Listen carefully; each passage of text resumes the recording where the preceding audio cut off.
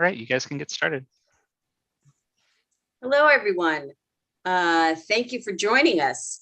I am Lori Boris, a member of CB8 of the Community Board 8, and you have joined us for the webinar, which is a fairly new public affairs webinar for CB8, which of course runs from 59th Street to 98th Street, from Central Park East to the river, to the East River, and includes the lovely Roosevelt Island. Today, we are joined by Keith Powers, who's the New York City Council member recently elected as the majority leader. And Keith covers Central Park South, Yorkville, the Garment District, Waterside Plaza, et cetera, many beloved neighborhoods in New York. Welcome, Keith. If you have a question for Keith, you can put it in the Q&A and we will get to as many of them as we can as possible. Okay, so if you have a question for Keith, put it in the Q&A and we will go to that when we're done speaking. So Keith, hi. Hi there. Well, thanks for having me. And I'm excited to be here, talk with Community Board 8, who I have obviously a long history with and love you guys and appreciate you taking time with me.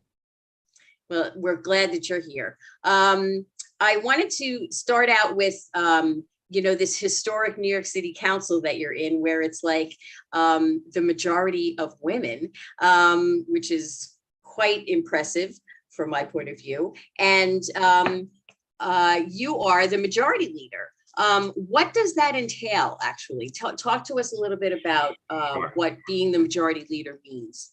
Sure. First of all, I'm really excited about the new council. As you said, we have a lot of history making happening in the new city council, but also a lot of new, young, talented members who are experienced in government in their past lives, but now coming in with a lot of energy. Folks that are in our neighborhood and nearby, and folks all over the city that I think are going to bring a enthusiasm for this job that is going to be really exciting, and I'm looking forward to working with them. I'm also excited to be the majority leader, which does a couple things for the council. Number one is I preside over the city council's stated meetings. You'll see me sitting up in the front at the little star chair up there. I am part of the leadership team with the speaker. I am on the budget negotiating team as well. I actually technically sit on every committee in the city council. I also am chairing the rules committee, which oversees appointments, rules of the city council, committee assignments, and much more. So my hands filled a little bit right now with some of the new mayoral appointments coming through. But the majority leader takes on a lot of different shapes based on which city council you're in. For me, I'm lucky enough to have a really close relationship with the new speaker, and to be able to be part of the team that's going to be leading the council in the next few years, in addition to doing the formalities of helping run the city council on the day-to-day, running the Democratic Conference, running the stated meetings, and much more. Sounds like you have your hands full.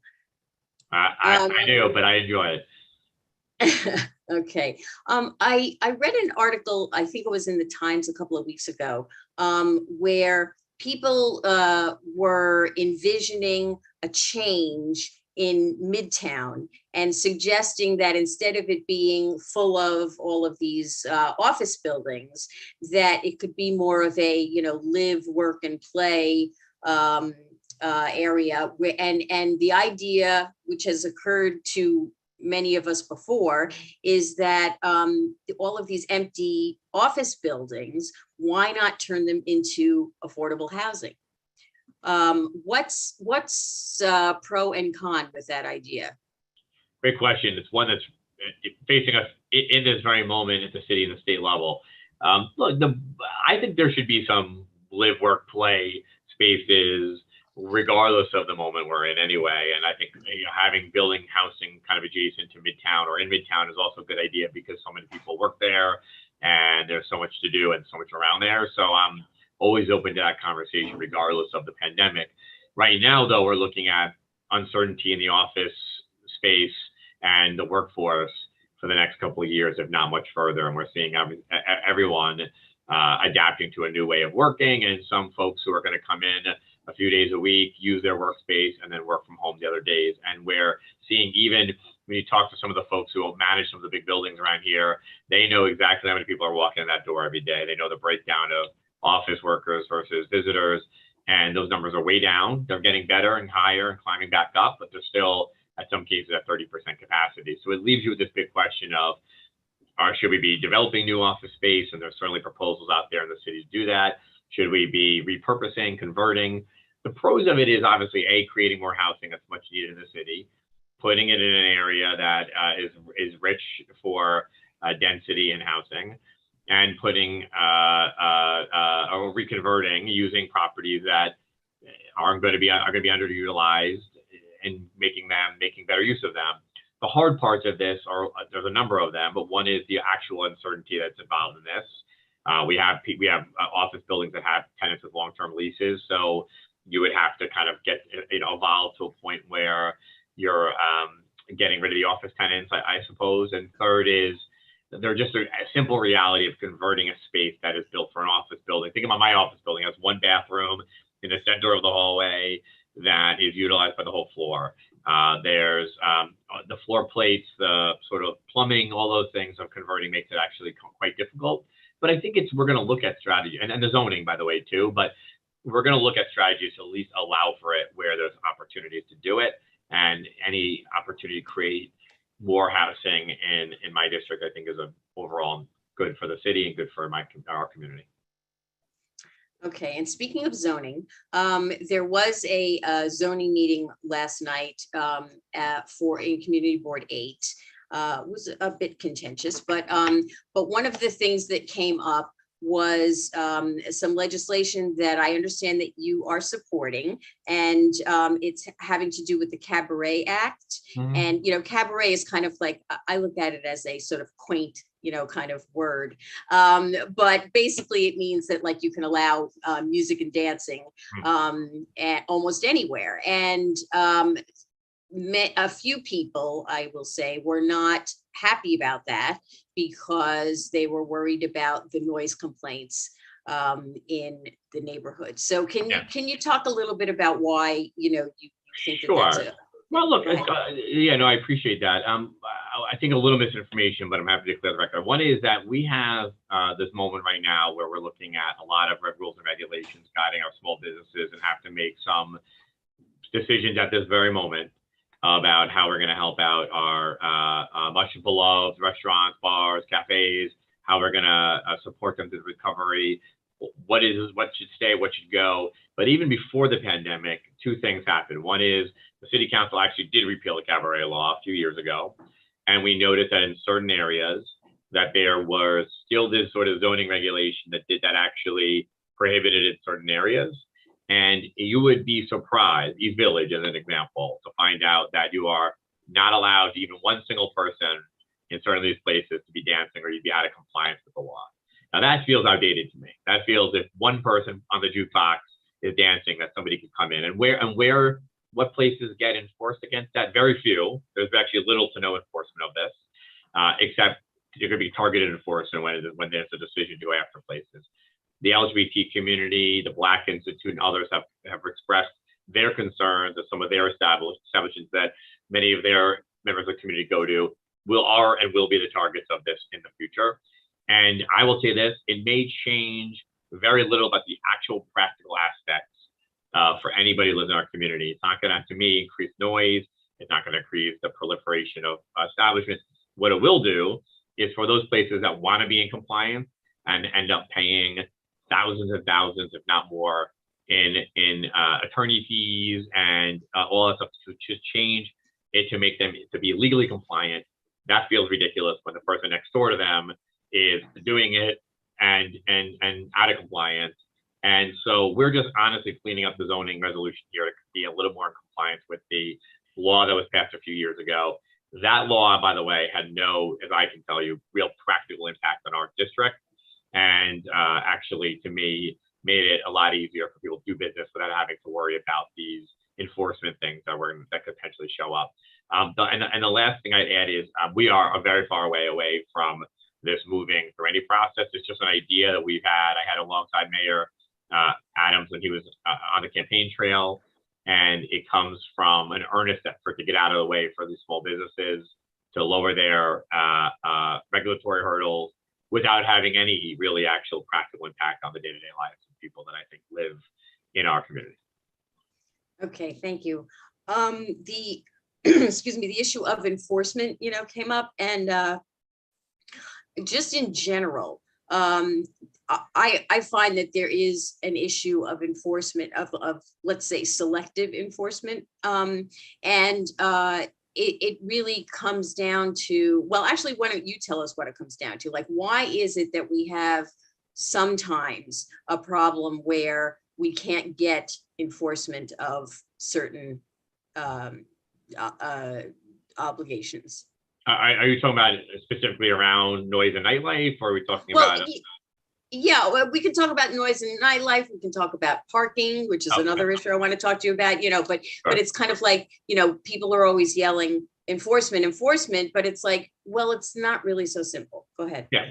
Well, look, it's in some cases, and this is with the state liquor authority, it's one of them. It's an issue sometimes at times of resources, and whether there's appropriate resources to do in that agency that are dedicated to the enforcement side of the equation. And like, we're just talking about the state liquor authority as staying on that example, we're talking about a statewide agency that definitely does not have enough when it comes to certain parts of enforcement. And in my experience, both as a council member and as a staffer, we had in CB6 and CB8 for a long time fought against the overproliferation of bad actor establishments. And I want there to be good, healthy small businesses contributing to the community.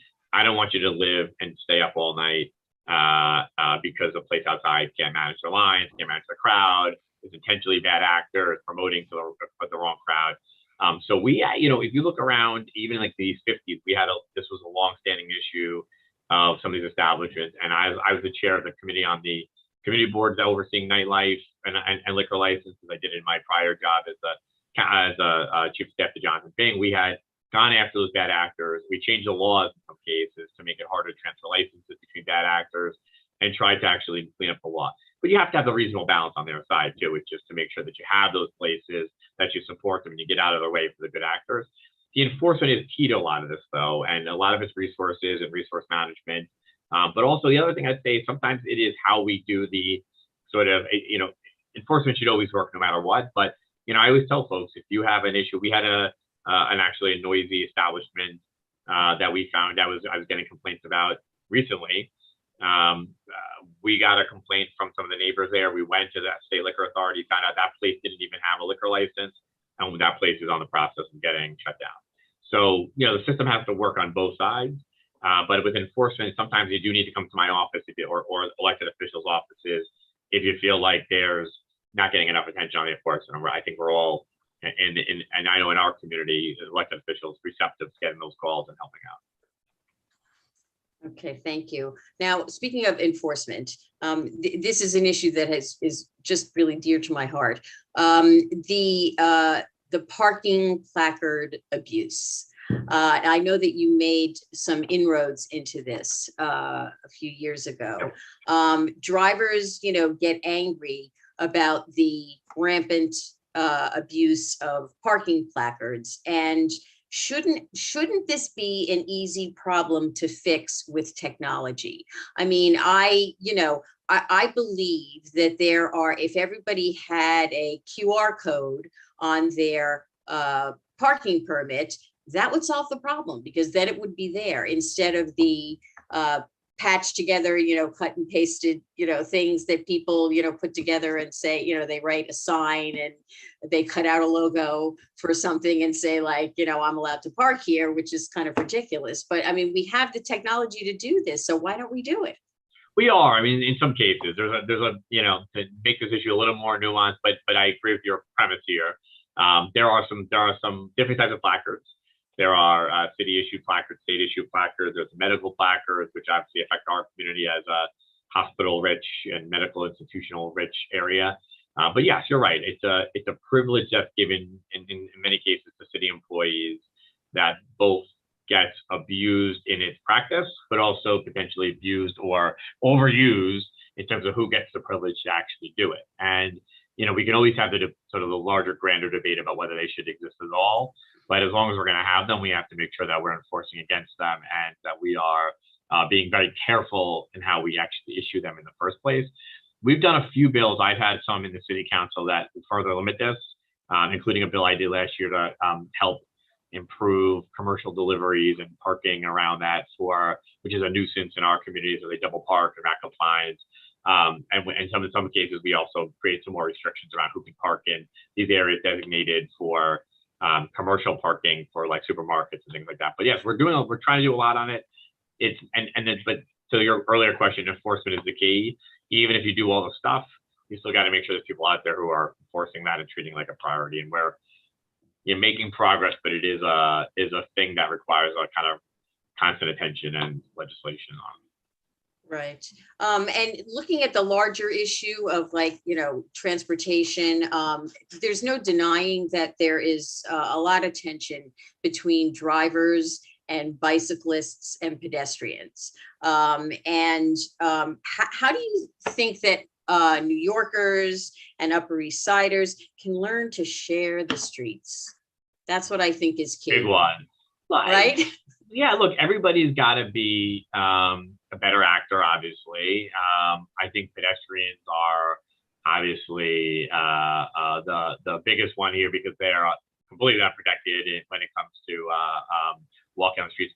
Look, I think there's a balance to strike, and I think part of it is about the actual street infrastructure and how we create safer streets by actually regulating where different people go and how we regulate the way people turn in vehicles and the way they kind of get themselves up and down the streets and avenues. I'm a biker. I'm a walker. I don't drive that much. I don't have a car, but I can and I do.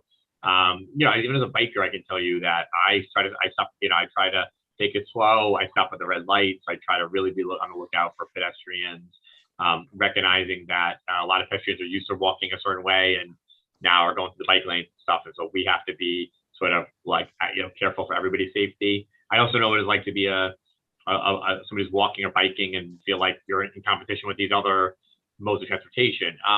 Look, I think street design and smart street design is part of it. I do think there's a big enforcement component to this, which is we do have to keep any vehicle regulated in terms of how they behave in the streets. And I don't think it's a sort of us versus them attitude about everything. I think it is actually an attitude of collaboration. I think we do better if we all saw us as being able to share the streets together versus competing for space or fighting with each other when it comes to who gets priority. Okay, thank you. I think we can maybe go to some questions, and you can see them.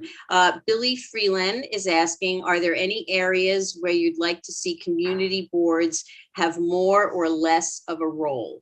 For example, approving bike lanes, being involved in a pre-ULIP process, etc. I think that there's always a role here for folks who live there. Just a couple of things. One is, we use and actually obviously expect the community boards to be sort of like a linchpin in sort of the community advocacy and community outreach role, meaning that we recognize that not every single New Yorker is going to be able to find out what's going on in their community at all times. The community board sort of one place that kind of help get information out, collect information, and be a sort of a voice for that. So that's always something that I think we all should be aspiring to do as much as we can and to do better, is making sure we're sort of like in the communities as much as we can to make sure there's information about public hearings happening, things like that. Always a good idea to talk more about things before they hit your doorstep. So, if we talk about the challenge around housing or homelessness and ways to supportive housing, things like that, it's always good to have those dialogues and have some vision for what you like to see happen before projects show up and take on a life of their own. But look, I think that every community board I represent sort of different roles. Some are more passive, some are more active, some are feel one way about this issue, other way issue, and that's part of a healthy democracy we live in. But I always encourage everyone to really try to keep an open mind on the issues and try to see the big vision, even as you're fighting with the local sort of aspects to any sort of project or proposal. As far as community board goes, I would say potentially on some development and housing issues to have a larger conversation about things just a little bit ahead before they hit the doorstep. There's a lot of stuff happening whether it comes to regulating the streets and things like that, that I think community works can play a good role in. But we also need folks we need those to be representative of the communities in the city and to think both small and big at the same time, and it's hard to do. I know that as elected official, it's hard to do too. Okay. We have a question here about bicycles. Like, what is being done about bicycles on the sidewalks? They're out of control and a real threat to seniors in particular. I walk near buildings out of fear of being struck by a bike. It's gotten much worse over the years. Yeah, I mean, it's partially gotten worse because we just have more people, I think, utilizing the streets now and taking bikes, and whether city bike or others. And I think that's a net positive, but we do run into personal and many oftentimes commercial bicycle people using it for commercial reasons who are, flying around the streets. It is an enforcement issue. I don't subscribe to some people's opinion that there should be enforcement of bad behavior with somebody who's on a bike, because the bike can hurt somebody too. And we should be encouraging, utilizing it, creating the sort of incentives for it. But also there should be a reasonable expectation that if you're a bad actor, there's enforcement. I know in our district, I talked to 19th Precinct about it. They have some resources to do it, but obviously they're always stretched thin a little bit with getting themselves to do all the regular parts of their job around preventing, stopping, investigating stuff, but also trying to be out there on the streets and seeing it. So I think a little more of a presence when it comes to enforcement, and also being out and about, not just in a car, but also being out on the streets and seeing it. I think that cyclists themselves and the cyclist community could do a better job, also speaking on these issues a bit about, how to be safe. And we have to design streets that I think are safer too. And I do think a network of bike lanes actually does help people decide to take the wrong turn to go shortcut versus having a safer way to go nearby. But somebody does that, it's not acceptable. I just don't think you should be putting your fellow New Yorkers in harm's way by deciding to go the wrong way go on the sidewalk and, kind of catch them unexpected, because no one is expecting you to do that. Okay. Thank you. I know this is another thing that comes down to enforcement, which is a problem. Okay, we have a question. Okay, Elizabeth Daly is asking, can you talk about how you see arts and culture being part of the city's recovery? You represent the theater district, do you not? I represent Museum Mile. I represent the Broadway and parts of the theater district. And I represent some other areas like Carnegie Hall and MoMA and sort of the Midtown. So I have a lot of it. And thank you for the question. I mean, I am probably a big believer that our success in the next couple of years, or let's say this year, is going to be tied to our ability to kind of invest in and support our attractions in the city. Like, why does somebody who lives even an hour or two outside the city want to be here? It's because we have world-class museums. We have Broadway, which is a huge driver to me for tourism and regions. It's just one thing that separates us completely from the rest of the world. And so are our museums. And so I represent a lot of those institutions that I think are one reason amongst a few why people want to be here versus anyone else. And the second part is public safety, making sure we have a safe city that people want to be in and want to come to. So I think it's critical. And I've been to a bunch of museums in my district, which I love recently, and I've been to a bunch of Broadway plays recently. I do encourage New Yorkers to go out and do that, because it's important that even locally you're supporting those institutions and being back out there. And even your social media will remind somebody they should go, and it's kind of got a good chain effect there. But also, these institutions are New York City. They are the exact reason why people want to live here, live where we live, by the way, close proximity to them, and also a reason people want to visit. And so I think as the council and the mayor are thinking about our budget and much more ahead, to me, keeping those institutions vibrant is extremely, extremely important. And it's going to be a big part of our success. Okay, yes, I am a big theater goer, and more power to you. It's like I can't get enough. Kaz Spagnoletti, who's on Community Board 8, is asking, why isn't DOT enforcing illegal structures on the sidewalk and the street, leaving pedestrians no room to walk on the sidewalk? I assume that means the outdoor dining sheds, I suppose. Yeah, I believe that's correct. Yeah, look, it's changing. The original program was set up to be extremely easy to set up. so that for folks applying receive approval because of the pandemic. So when people couldn't sit inside and as things have kind of gone up and down, the whole purpose here was have an easy process to get people to be able to still go to their favorite establishments, support those places, and keep them in business. And outdoor dining has been very successful in those regards. So, as we look ahead and we think about a program that might last beyond the pandemic, one of the main complaints we get is about the structures, both the sort of sanitary conditions of them, the crowding on the sidewalks, and much more, and the underutilization of them, and so forth. So we are looking at a plan. I think a proposal that might move on from just the sheds as a necessary structure and move to something that's a little more in harmony with the surrounding community, that might be a little more beautiful to the local neighbor, and that has more flexibility, by the way, when you want to take them down or so forth. We're also looking at different hours, different months. Like, we're looking at a plan that I think is a post-pandemic plan to address that, because the sheds is a thing that we've heard a lot about. And it's fair to say some look beautiful and are like well maintained and well used, and some have graffiti all over them and have sanitary conditions of trash and stuff around them, and become a haven and a magnet for rats and things like that. So I am in favor of a program that moves kind of beyond that and gets to something a little bit nicer and a little more harmonious with the actual streetscape. Okay, thank you. Keith, oh no, that's Keith. Boaz Galil, pardon me if I'm mispronouncing your name, asks if you can talk a bit about the homeless encampment crisis in the city. Sure. A couple of things. One is very much so during the early pandemic, throughout my district, including near close to where I live and other places, we start to see a lot of encampments pop up for, I think, a variety of reasons. One is the actual pandemic related reasons, whether an individual is opting out of going to a shelter or another space, taking to the streets, some lack of enforcement against it, and lack of sort of agency interaction with a lot of those encampments, and a whole other sort of pandemic related structural changes. We have worked pretty successful with agencies, DHS, sanitation, PD, as needed, to make sure that we get I had some that were just out of control, and so we were able to get them managed. And sometimes it actually does include it, really a lot of times it includes the individual themselves, to sort of have an interaction with them and to try not just remove their stuff, but really make sure they get services and they need to. I will tell you, just more practically speaking, if there are encampments versus individuals is a different story, and how they treat them. If there's a real condition that you're seeing that's concerning, you can reach out to my office, obviously other colleagues as well. And you probably should put 311 call in first and then report to us the complaint and the complaint number and the details. We will also talk to those agencies to follow up.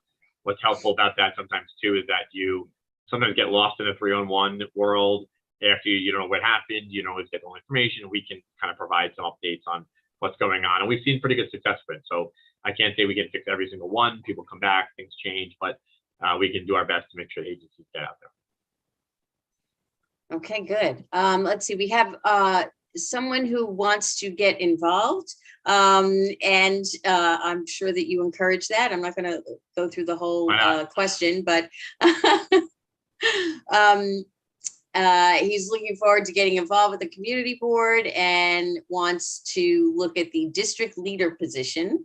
So how can you give this person like a primer on how to take the first steps? Well, there's a lot of different ways to be involved. I'll do the less political parts of this too. I mean, one is obviously, attending your local community board, trying to applying to become a member or a public member, trying to find ways to work on issues when it comes to community board.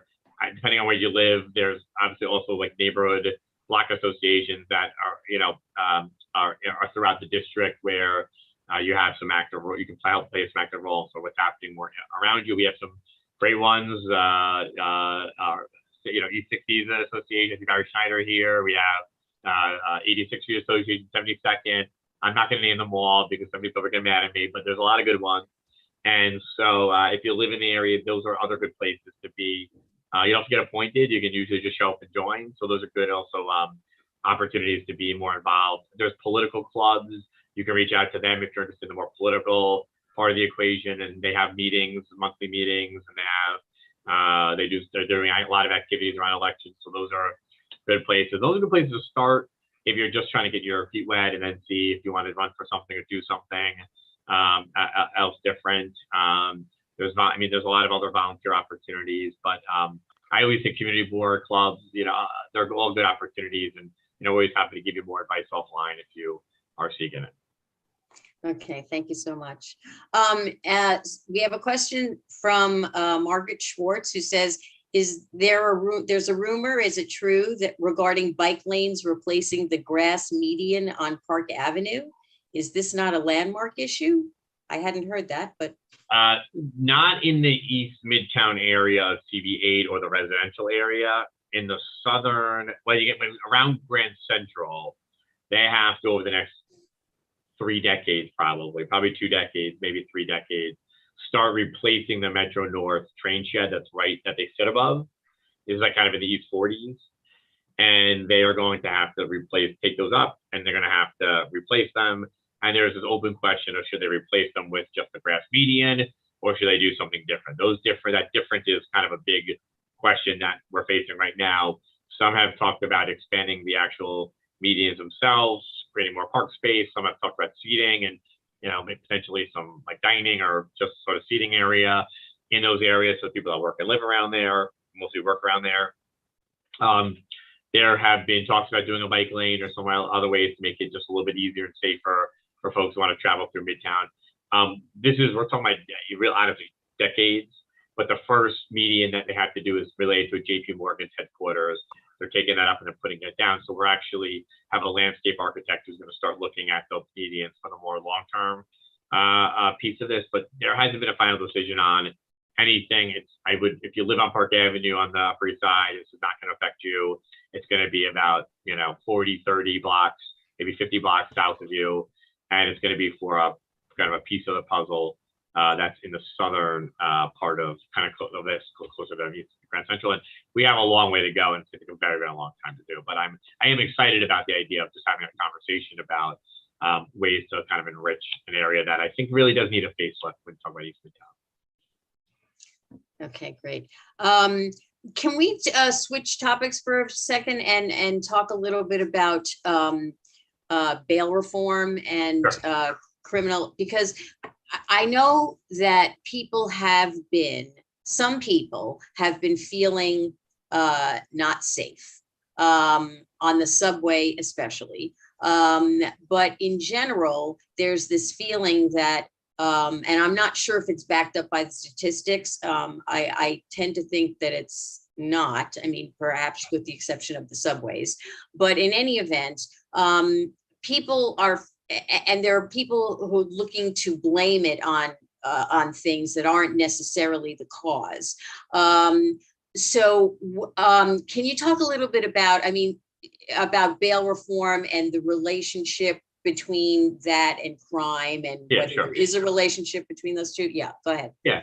Well, so just some context here. The legislature, I think it was 3 years ago, had made a change to the bail laws in New York State, and then actually subsequently did another amendment that I would argue, like, or they would say, like, kind of undid a few small pieces of that in light of some of the concerns that came up. It has become, in some regards, an issue that has a word or a term or a thing that's kind of being ascribed to everything, everywhere. And what they did is to so 2 things. One is bail has sort of long been intended to be sort of a way to get people to return to court and to make an appearance, so you don't flee, so you don't not show up, to be accountable. So you pay the bail, and that is your sort of down payment on showing up to work. So we've had that for a long time, and for a long time people could pay to go home. And there was this, I think a lot of people perceived it to be two systems of justice. One where some people can afford to pay, and some can have to languish behind in Rikers or somewhere else because of their inability to pay. And that always felt like an unjust system. And you had cases where people were spending, years behind for small offenses because they couldn't pay bail. We had some cases where people had a $1 bail but didn't even know it. So some technicalities. So we're saying there. So there was a lot of good reason to look at the laws. And now where you see a lot of pushback for some of that. And it's not, oh, look, I think that it's always good to evaluate the laws or the changes, especially when it comes to public safety. There's without question. So what I mean by that is like, some people don't even want to have the conversation. I think it's good to look at the facts, it's good to look at it. There's a lot of data that suggests that some of the things happening, some gun violence, for instance, there's a national trend that has increased over the course of COVID in all major cities. But you also see legal gun ownership skyrocket, double at the beginning of the pandemic. Presumably, other people are carrying guns. To me, of course, it's unacceptable at all. So the laws should reflect that if, for instance, if you carry a gun in the streets of New York City, there have to be, I think, penalties and consequences for that. You cannot put somebody else's danger. But not everything we see is getting its fair shake when it comes to exactly attentions. There are some individuals that have been caught doing things recently where they may have been eligible for bail in the past system versus the new system. But I would flag that also, the Brooklyn DA, for instance, who's a pretty progressive and reformer, has also called for some tweaks, especially when it comes to use of firearms, where there is a low, a high release rate when it comes to even individuals that are carrying arms. So look, we have to be pretty balanced when it comes to this. We have to look at the facts. The facts are a little bit mixed right now, but there's a lot of data suggesting that bail is not a super major driver when it comes to what's happening in our city. There's obviously a lot of pandemic related reasons that are hard to sort of always pin down here as well, and some national trends. But I also think, we have to be pretty clear-eyed that there are data points that are moving very much in the wrong direction right now. And that when you look at the Times Square incident or other incidents happening in the city, there's a major mental health crisis that also needs to be attended to alongside the criminal justice part of the conversation. Thank you. Now, this question is a little bit inside the weeds, but we'll try to make it understandable. Yep. I'm not sure that I understand it, but anyway, so this question is: do you have a position on the governor's proposal to repeal the state's floor area ratio and the cap? And if eliminated, are there places in CB8 where the city's FAR limits should be lifted? And what would this mean for height, density, and affordability? So what this means is there is a proposal from the governor that existed under the previous governor to I don't know if it's repeal or to increase the floor area ratio, which might be a shortcut to density or height. That there's a cap on it right now, and to kind of repeal that to create more opportunities for density or height and housing in areas. I don't have where exactly in CB8. I don't represent all CB8. I don't have like sort of spots I'm going to pick out and say here or there. Look, the one thing I would flag for everybody here is still have any sort of change is allowed under the state law still has to come through the city council, still has to take local approval. So we still would be the final arbitrators of any sort of proposal that comes before. Are there places in my district in Midtown where you might suppose, whether it's it's with the conversion process, there might be places in Midtown where, for instance, where it might be a good idea to have some density to build affordable housing or housing, period. Yeah, possibly. But again, it would have to come to the city council. We'd have to go through those applications and look at the scale and appropriateness and all that stuff. But with caution that I know a lot of people are opposed to that, but there's still a lot of local input to it. And in terms of where in CB8, we'll have to look at each application as it comes to us. It sounds to me like you're saying, there's not a one size fits all, kind of thing. It's like you'll judge them individually. That's the purpose of zoning. Yeah. Okay. All right. Thank you. I think that, we have a question from Judy Schneider. When the 19th precinct say they keep arresting the same person over and over at least 10 times and more, why aren't judges allowed to have some discretion? So some of that may be related. Look, it depends on the offense in terms of what is the reason for that.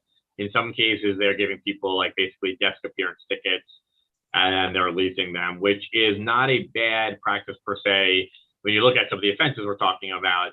But then you do run into some folks who are frequent flyers and are driving some of the numbers. And so it's a little bit of a hard question. Some of it is potentially related to the law changes where they have removed some discretion for from judges. Some of the judges themselves might exercise that discretion differently, and some of it is really dependent on what the offenses are. This is the hard part of this conversation. There's a lot of pieces of it. There is the judges as a big part of it. There are the law as a part of it, other policies. So it can be related to some of the law changes. It can be related to the way that judges are behaving. It's sort of a complicated system, and I think the goal here is to try to keep people out of jail where it seems possible. What I think is missing here is for people who have a real mental health need, we don't have enough services. We don't have we have to strengthen our reentry services and our sort of support system for people who are coming out, and then always obviously make sure that the laws meet their intended goal, which is to keep people safe. And we're trying to do that in a couple different ways: keep people out of jail, keep them safe, but also keep people safe from actual harm's way, which is is essential to running a major city. Yeah. Thank you, Keith. Sometimes I think that it's, well, what do you think about this? Is that sometimes it's a question of perception versus policy. I think that the perception sometimes is different than the policy that's meant to address it. Definitely perception matters. It matters, but we have to tackle perception too. And the idea, the notion that things are getting, even the perception that things are getting more challenging in the city is not a reason to say forget about it. It's a reason to figure out what is driving that perception and address it. And I think there's without question some real, with gun violence in the city, mental health crisis, other issues. Those are things that do cause a deep concern for safety. But yes, there's also this sort of perception that sometimes, this perception challenge you have to manage as well. Let's turn briefly to the pandemic for a second. I have been saying for a long time, that when people say when we get back to normal, that's kind of a question that we can't really address, because I don't think that there is there's the new normal. There's the new normal. So I guess my question is, do you see an end to the pandemic, or is it something that we're just going to have to learn to live and adjust to? I don't think there's not an end date. I think when we had first entered into this, we thought, I know many of us thought it would be a short-term sort of shutdown and closure, and then we saw a lot of things. It was much more deadly and dangerous than we expected. We didn't have vaccinations. We didn't have a lot of other tools to be able to fight it, and there's a lot of misinformation out there as well. And as we have gone through moments where things have started to get better, we hit another wave. And for good public health safe reasons, we have to kind of take measures again. So I might say we might be living closer to normal right now than we think we are in some ways, meaning that we may not from a workplace experience, we may be doing hybrid for a long time. We may be have inherited a number of things here into our kind of quote unquote normal lives that are pandemic related, but we don't realize it at this point in time. So I'm not sure. Normal to me looks like when people are kind of coming back, returning travel, coming back to New York City, the workplace picks up a little bit. People are going back to work a little bit more. And obviously when we have, good safe numbers and we can slowly start to peel off of some of the requirements that exist today. And we're seeing some of those requirements, by the way, start to be removed here for mask mandates and things like that. So we're seeing some changes in these stuff. So I might say we might enter the warm weather months feeling a little bit more normal, quote unquote, and also feeling a lot safer because it's warm weather and we've vaccination rates and things like that. So, but I just don't think we may ever go exactly back to where we were 2 years ago, where you're kind of shut up to the office 5 days a week, and if you're sick, you're going to work versus staying home. I think the precautionary measures are real. Masks may be here for a little longer. Vaccine mandates may stay in place. So I kind of think maybe we are in the normal right Yeah, I think so. And I think, that this is how life goes, it's Yeah, like whenever you like go through things, it's like, you adopt new habits, new realities. I want to thank you very much. I want thank you. to ask you, wait a minute, don't go anywhere yet. Yeah. We're going to do the, I don't know if you ever watch Colbert Yeah. at night, but I have I like to do a Colbert questionnaire, like rapid Okay. fire, like just Okay. to get things, moving. So let's start with, what's your favorite sandwich? What's the best sandwich? Oh, I'm like a breakfast guy. I'm like the simple.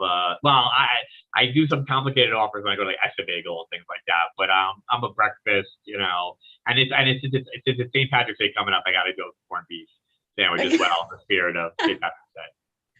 Okay, good. Apples or oranges? Oranges. Mm. Tough one though. Still or sparkling?